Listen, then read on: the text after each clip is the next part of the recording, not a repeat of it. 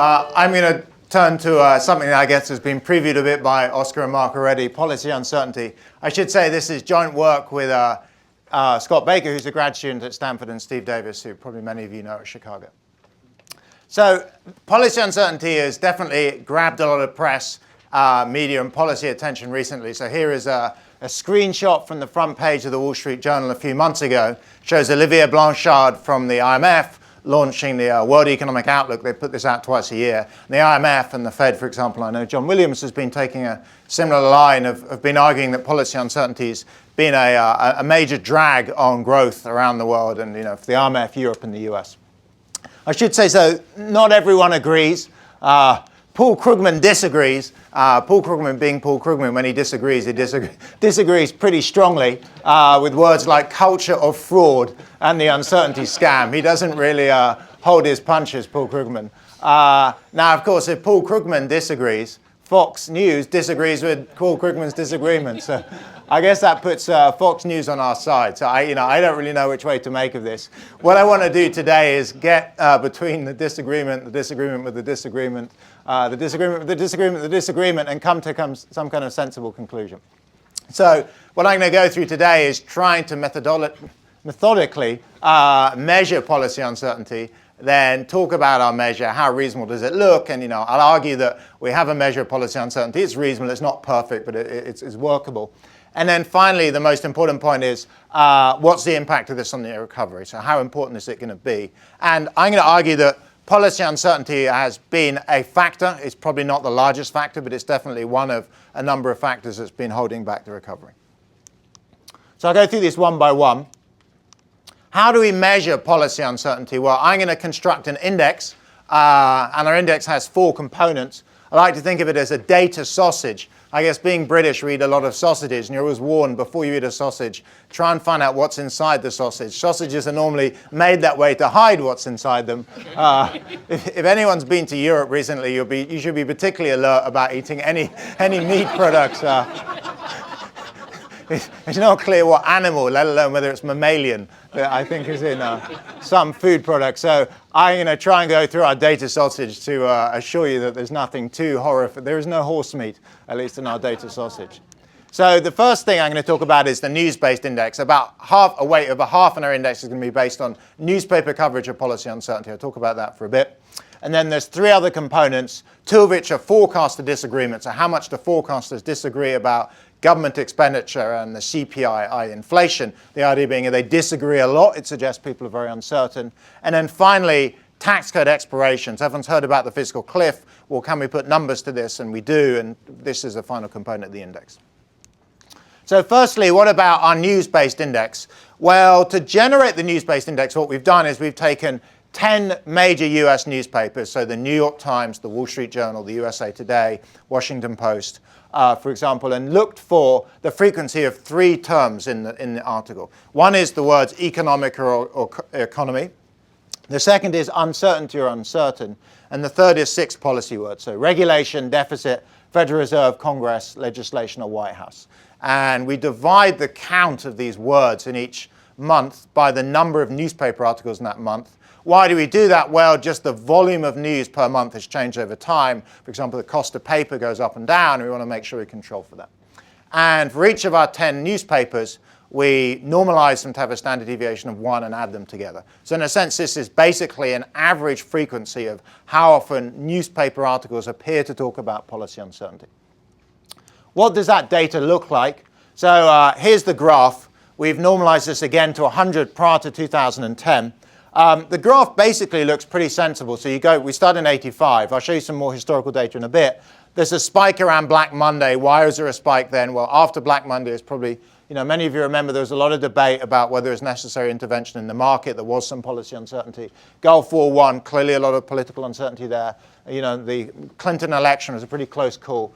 LTCM, some of the 9/11 Bush election. But most obviously, there's been a big surge recently. So anyone that's been paying any attention to the news at all will have noticed the newspapers are full of articles about policy uncertainty. And we picked this up in our index. It's been bouncing up and down. The high point was August 2011 around the debt ceiling debate in Europe. Dropped back down again. The fiscal cliff at the end of December 2012, another high point. It's dropped down a little bit, but it's still pretty high. So the newspapers are definitely full of stories about economic policy uncertainty. What about the next two components? Disagreement.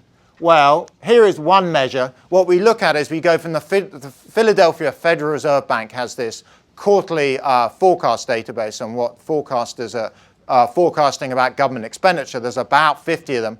And we look at the interquartile range. We compare basically the 75th, a high forecast with low. We look at the gap between them. The idea being if the gap's really wide, there's a lot of disagreement. If the gap's very narrow, there's not much disagreement. And to scale this, we normalize it by GDP. So it's basically how much disagreement there is over the amount of state and local expenditure.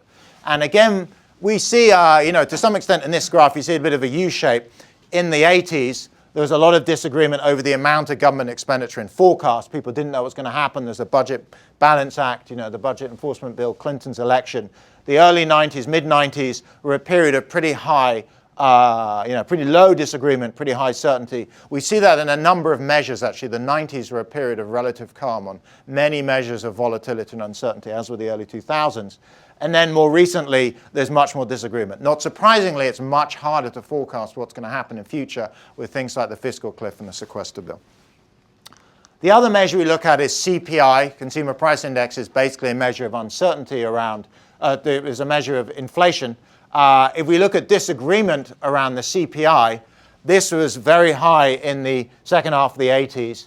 Why was this? Well, this came after the Volcker period. So, the first half of the 80s was pretty unusual, extremely high interest rates. There was, inflation had been getting out of control.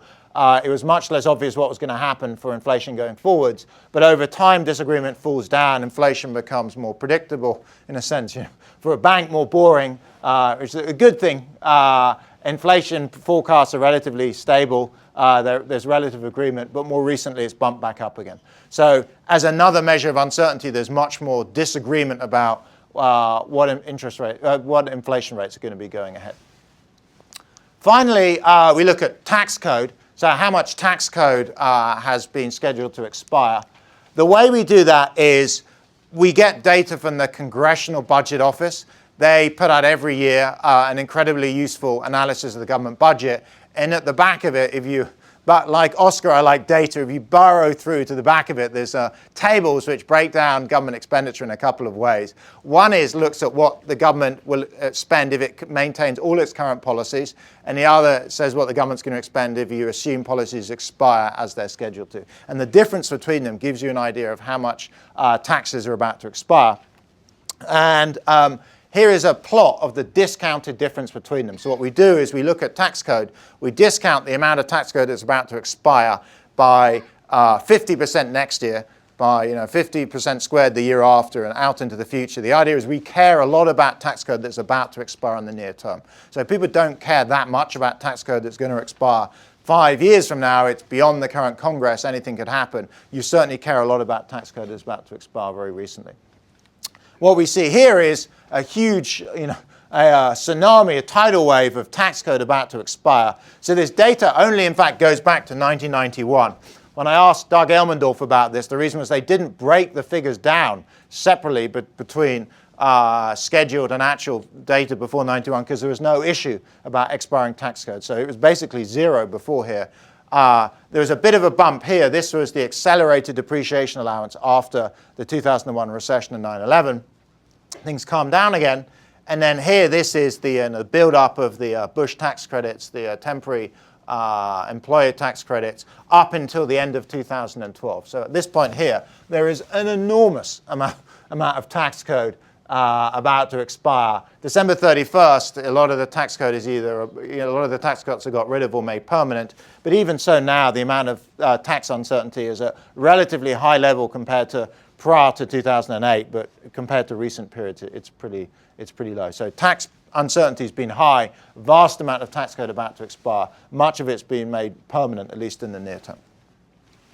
So then we combine these together. We form our sausage. We take each component of the standard deviation 1 and then add them up. What do we find? So this is our overall index of policy uncertainty. Again, it looks relatively similar to the news index. It's based on a similar, the news index is half the underlying weight. couple of things. The one you see, as going back, big spikes for policy uncertainty. But the two stylized facts are A, there's been a large increase recently. So from the interest rates cuts in the beginning of 2008 and the stimulus bill, policy uncertainty has risen pretty highly. And B, it's not come down. So it's both risen up and stayed pretty high. Mark asked me earlier this goes up to December 2012.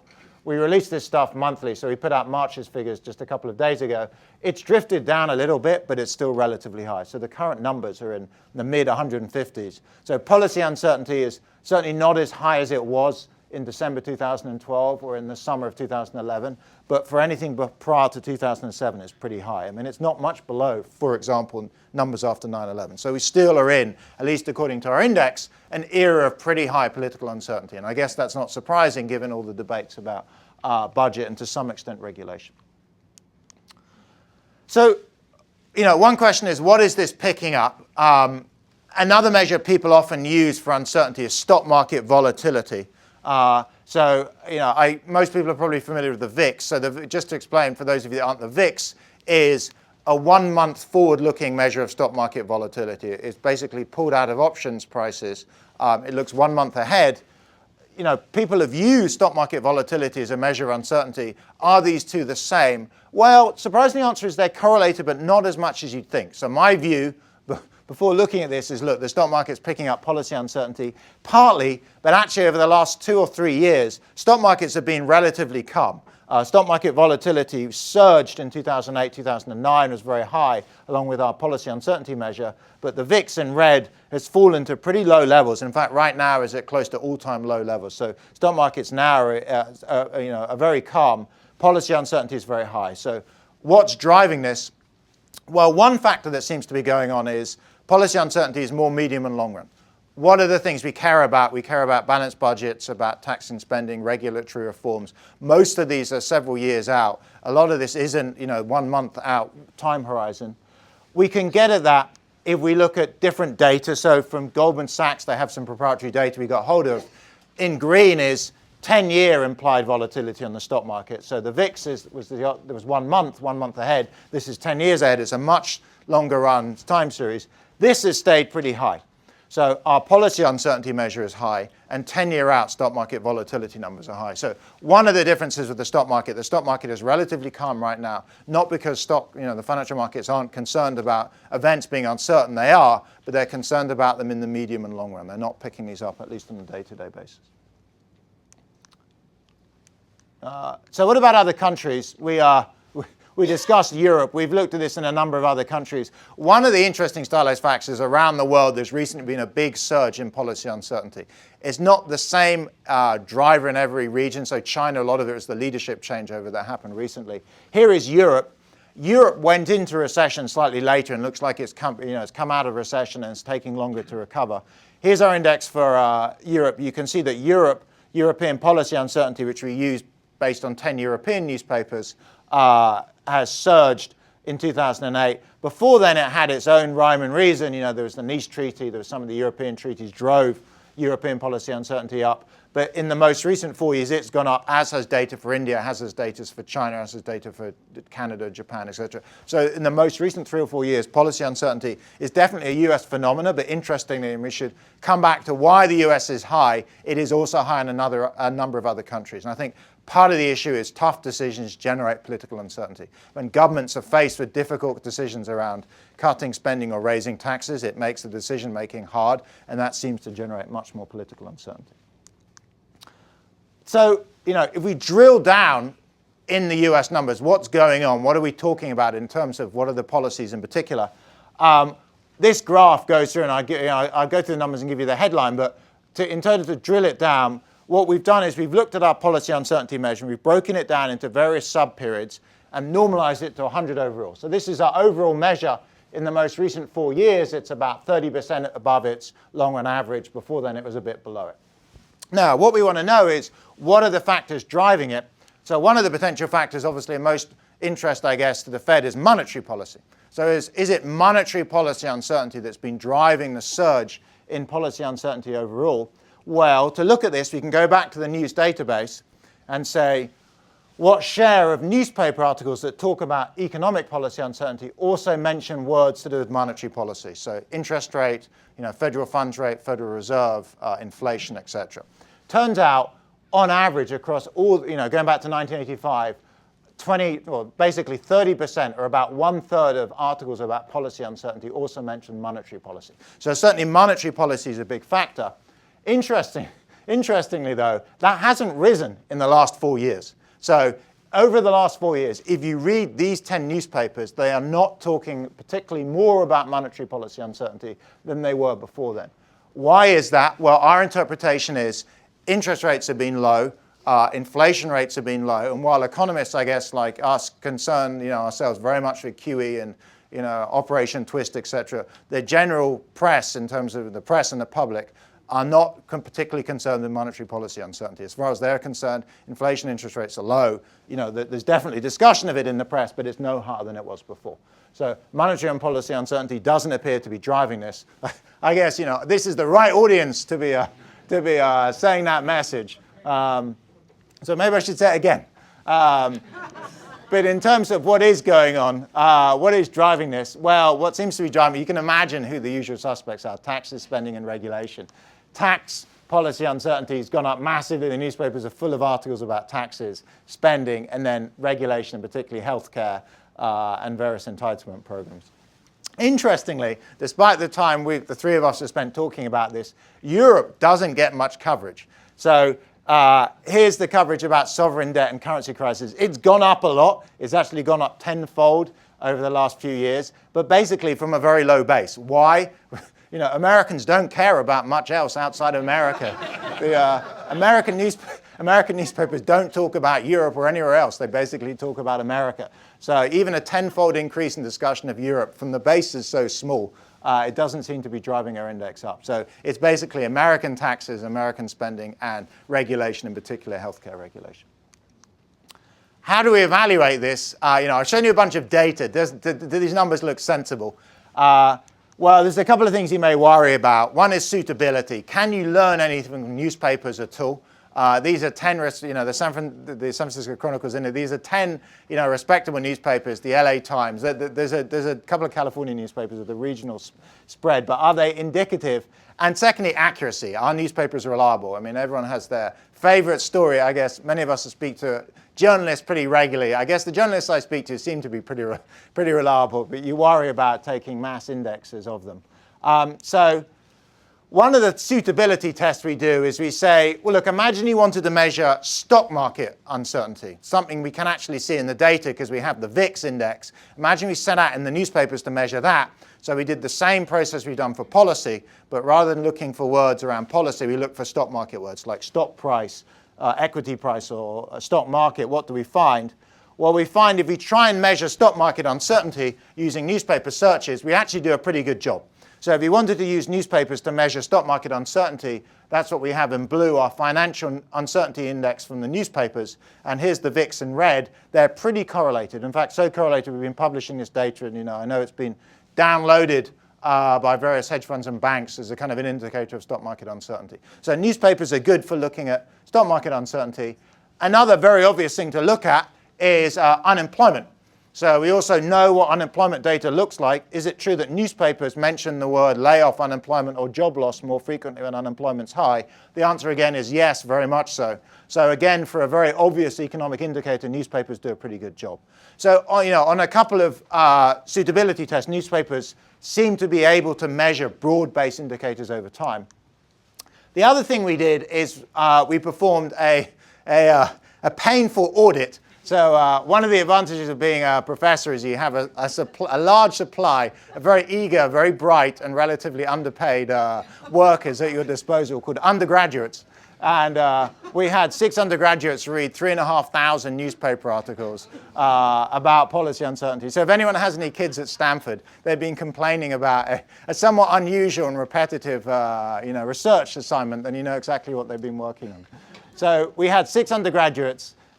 They read 3,500 newspaper articles, which I should say, and honestly, isn't that bad. Well, compared to what else goes on, this isn't that bad a job.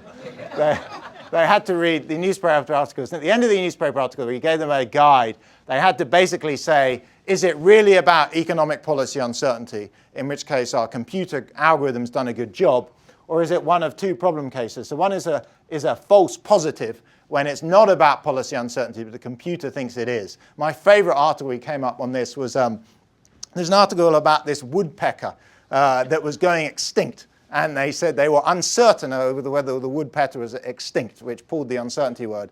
And it may affect the local economy, and they weren't clear whether they were going to legislate on mining companies. That tagged as economic policy uncertainty, but clearly was nothing to do with it in practice. Then there are obvious false negatives. For example, if someone uses the word ambiguous rather than uncertain, we don't pick it up, but clearly if policy is ambiguous, it's talking about policy uncertainty. So we kind of systematically drilled into the data. What do we find? I won't go into the details, but basically the undergraduates, they align pretty well. The correlation is about 2/3, not perfectly, but it's a reasonable measure.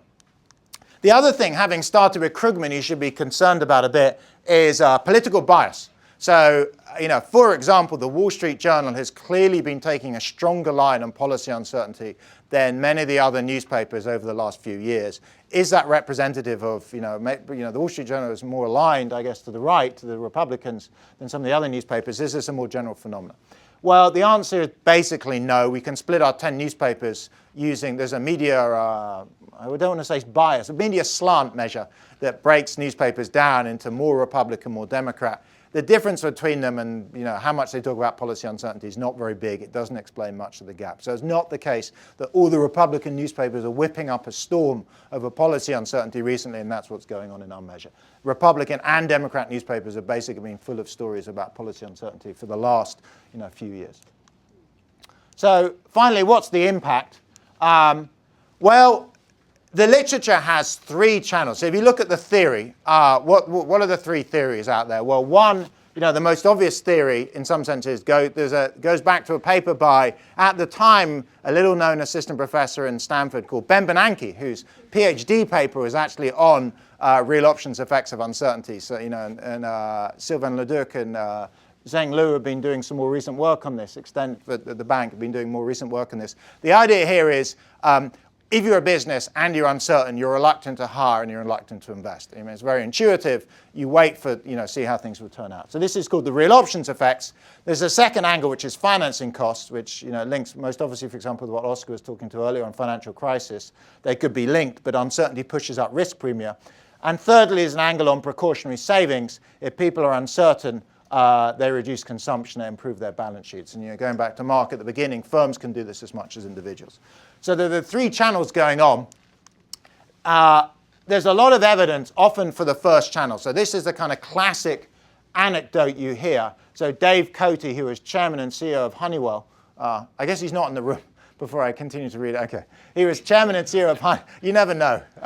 Chairman and CEO of Honeywell, a Fortune 500 company employing 130,000 people, stated back in the end of last year, right now we're holding back on all but the most necessary external hiring. And on capital expenditures, if I can make the decision now or 6 months from now, I'll make the decision 6 months from now and see what develops. So, this is the classic story. Everyone's waiting. What's the evidence for this? Probably the best evidence is, frankly, from surveys. So the Chamber of Commerce reported that more than half of small businesses cited economic uncertainty as their top concern mid last year. There's an annual global CEO survey that came out late last year. In every region around the world, their top concern was uncertain or volatile economic growth. The National Association of Business Economists said the vast majority of panelists feel that uncertainty about fiscal policy is holding back the pace of the economic recovery. So a lot of survey evidence. Probably the best evidence actually comes from your own beige book, the FOMC beige book. So this is about a 15,000 word survey that the Federal Reserve System puts out a couple of weeks before each FOMC meeting to summarize in words what their feeling is about the state of the economy at that time. It's very useful, and what's great is you can search online in the beige book for the count of the word uncertainty, and then have another undergraduate go back and read every time the word uncertainty was mentioned, read in what context was it. It's pretty clear mostly, is it uncertainty about demand, or is it manufacturers in Texas claim they're uncertain about the state of, government demand from the healthcare service. And here you can see the count of frequency of uncertainty and on the policy context, and this has clearly surged recently. So according to the Beige Book, this is the January 2013 one. If you read this, it's full of comments about policy uncertainty, comment after comment talking about people don't want to invest, they don't want to hire, they're uncertain about the sequester, they're uncertain about taxes, they're uncertain about healthcare regulation. Just, it's a kind of a frightening read in a sense. We can take the Beige Book and you can drill down a bit further and ask about what are the things they're complaining about. We broke it down into a bunch of categories, and interestingly, category A was monetary policy, which apparently is not uncertain at all according to the Beige Book. So that's so zero, it's not even up there. I hide it. We always laugh. It's clearly been very carefully written. But it is, at least the level is consistent. The level is consistent with newspapers. I mean, I agree that monetary policy uncertainty hasn't gone up, even if I don't disagree it doesn't exist. But what the Beige Book talks about is the same thing again, fiscal policy, taxes, spending, and healthcare regulations. They're very consistent. Finally, we can look at VARs. You can look at estimations. They're very similar to what Oscar showed you. You can ask the question, if you went from the level of policy uncertainty in 2006, the last clean year before the recession, to the level in 2011, which is kind of one of the higher levels, what would that predict statistically would happen to industrial production and employment going forwards? The prediction is over the next year and a half, it will predict on average industrial production falls by about 4%, employment falls by about, where are we here, about 2.5 million. So this is a sense in which these predictions are reasonable, but they're definitely not the whole story. So these magnitudes are reasonable, they're not massive. One concern is, have I fiddled around with the statistics? You can run these kind of estimations in a whole lot of different ways. The numbers look pretty similar, so it's not about how you play around with the data.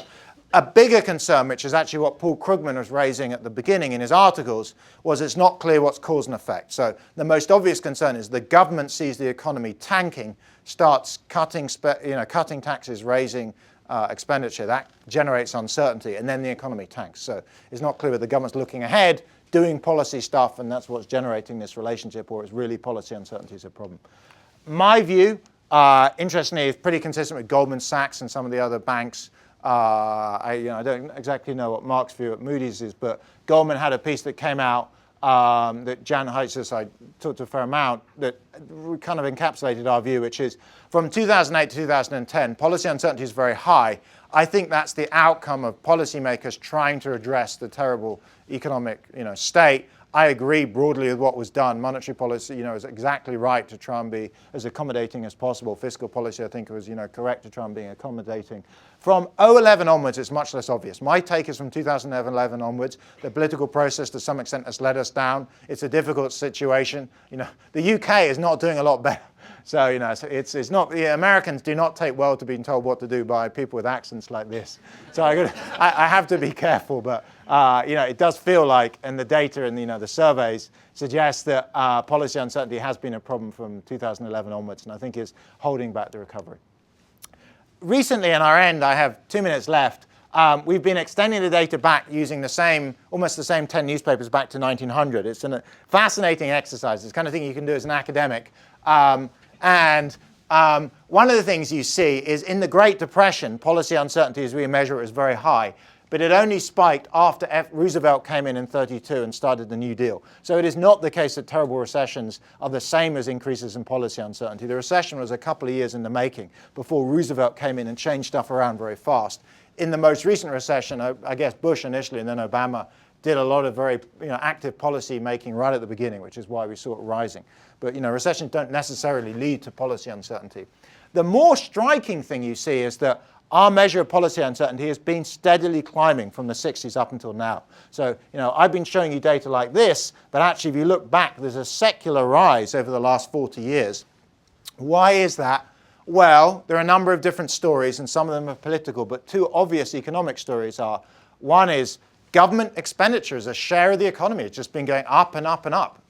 So government expenditure as the share of the economy has gone up from about 25% in 1950 to 45% now. And if the government is almost twice as big a share of the economy, government policy uncertainty becomes a much bigger deal. So as government gets bigger, policy uncertainty becomes more important. And it's not just expenditure's gone up. The other almost more scary thing is this. So there's something called the Federal Register which all policy has to be recorded in, and you can just do a page count of the Federal Register going back to 1936. If you do that, the number of pages in the annual Federal Register has gone up tenfold. There is more than 10 times as much policy coming out, and it's pretty highly correlated to policy uncertainty. So as governments get bigger, they spend more money, they make more regulation, they set more laws. This induces more policy uncertainty. So to conclude, if you're interested, we have a lot of the data. We put the daily data. We have a daily index we put up at 9 a.m. EST every day, and the monthly data we put up on a number of countries on the website. I should say policy uncertainty appears to have risen a lot since 2008. It's pretty high. The evidence suggests it's holding back the economy. I think it's a factor. I doubt it's the largest factor. I think there's evidence it is a factor. As interestingly for me, in the bigger sweep of things, it is really high right now compared to going back, from the 60s and back. And it is one of the phenomena, I think, that's come from the expansion of government. And, I'm not particularly against or in favor. I'm making an argument pro or against expansion of government. But, a side outcome from this is policy uncertainty seems to be a bigger issue. OK, thanks.